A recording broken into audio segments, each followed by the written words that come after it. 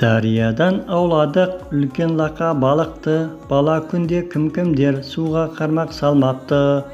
Өтті ғой талай қызық кездер топырақ қала жерінде, сол кездегі сарқауынан мол өнім жылда алыпты. Өтіп жатты өміріміз союз кезде қалыпты, кредитке байламады елге салып салықты. Барлығы да жетісіп тұрды, әрі арзан, әрі көп. Айта берсек естелік көп, көзге ілер лайықты. Арақ шарап толып тұрды, бәрі арзан дүкенде. Бала болып ойнап күлдік, мәк ойнадық секеңдеп. Бес тас деген мода болды үлкен кіші бәріне. Ажырасу түк болмады, үйіне ешкім кетем деп. Күріш егіп мал бақтық, қаладан болды алшақтық. Свет жанбай күндіз түні, кеш болғанда шам жақтық. Масақана құрып алып, қыс кезінде от жақтық. Өтіппіз ғой мәрден біз, сабыр сақтап тез ақтық.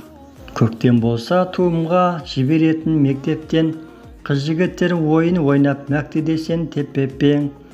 Бұзық болсаң оқушы боп оқығанда мектепте, шығаратын шаянға да сен ұмытып кетпеппен.